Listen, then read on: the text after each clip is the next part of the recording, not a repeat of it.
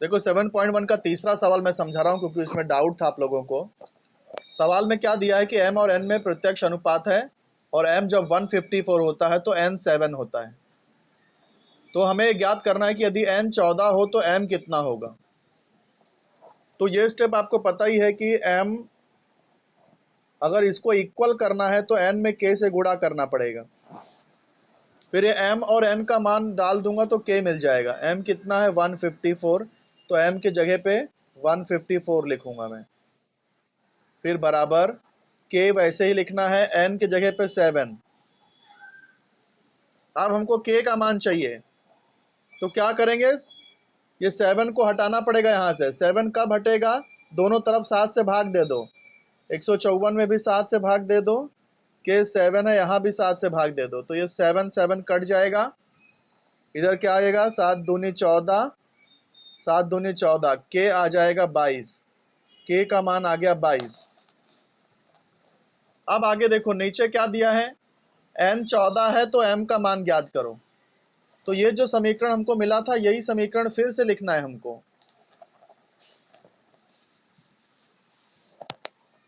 क्या है, m is equal to के एन वापस लिखना है। अब यहाँ m का हमको पता नहीं है, m ज्ञात करना है तो m वैसे ही लिखो। k अभी अभी हमने निकाला था, k का मान 22, तो k के जगह पे आ जाएगा 22। और n कितना दिया है, n 14 दिया है, तो n के जगह पे 14 आ जाएगा। बीच में कोई चिन्ह नहीं यानी गुणा है, तो m बराबर 14 दूनी 28, यहाँ से लगा 2, 14 दूनी 28 और 2 30, तो m आ जाएगा 308। इस तरह से करना है ये। फिर मैं इसका छठवां सवाल भी बता देता हूं क्योंकि कल वो रिकॉर्ड नहीं हो पाया था। छठा सवाल भी एक्सप्लेन कर देता हूं मैं। छठा सवाल क्या था कि सोयाबीन की फसल निकालने के लिए 4 मजदूरों को 1000 रुपए मजदूरी देनी पड़ती है। यदि मजदूरी और मजदूरों की संख्या में प्रत्यक्ष विचरण है तो 17 मजदूरों को कितनी मजदूरी देनी पड़ेगी। यहाँ हमको जो है, हम लोग मान लेंगे, माना मजदूरी बराबर x है और मजदूरों की संख्या y है। अब यहाँ क्या दिया है, मजदूर और मजदूरों की संख्या में प्रत्यक्ष विचरण होता है, तो इसको ऐसे लिखेंगे। अब अगला स्टेप क्या है, इसको बराबर करने के लिए y में k से गुणा हो जाएगा। फिर क्या दिया है, 4 मजदूरों को 1000 रुपए मजदूरी देनी पड़ती है, तो 4 मजदूर यानी मजदूरों की संख्या, 4 मजदूरों को 1000 रुपए मजदूरी, ये सवाल में दिया है 4 मजदूरों को 1000 रुपए मजदूरी। तो 4 मजदूर यानी मजदूरों की संख्या, y यहाँ 4 हो गया है और 1000 रुपए मजदूरी है, मजदूरी यानी कि x, तो x यहाँ 1000 हो गया है।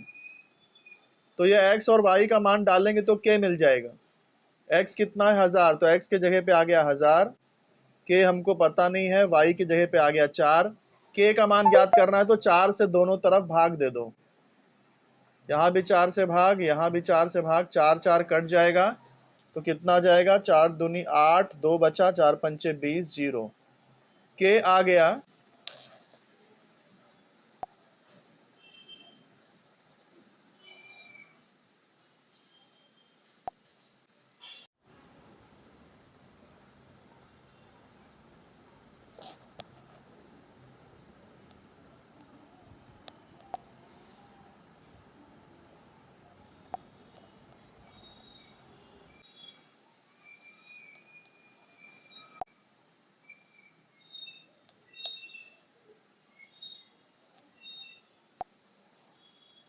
हाँ, के कितना आ गया, के अपना 250 आ गया।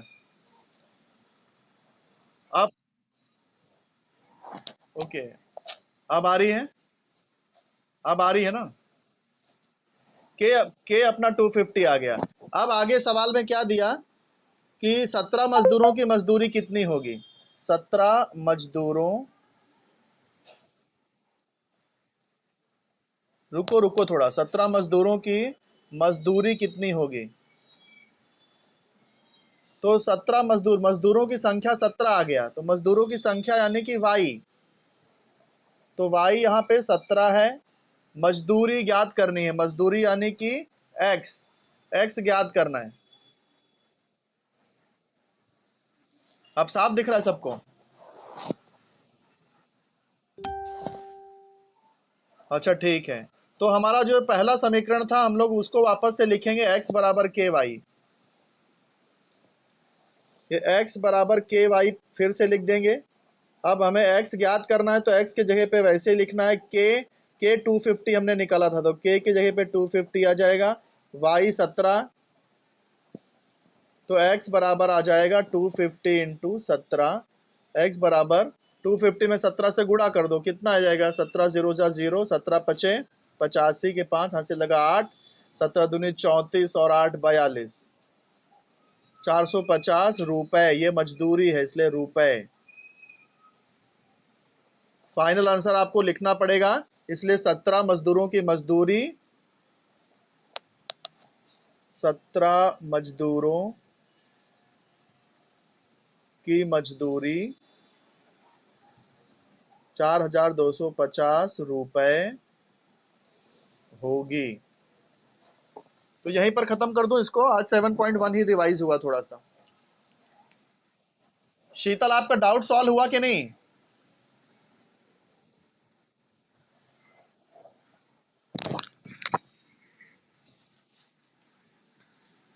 अच्छा ठीक है, मैं रिकॉर्ड कर दिया हूँ वीडियो, में भेज दूंगा आप लोग को व्हाट्सएप पर इसको। फिर फिर से देख लेना। ओके ठीक है, ठीक है बेटा, एक एक करके लेफ्ट हो जाइए, यहाँ पे स्टॉप कर रहा हूँ मैं वीडियो।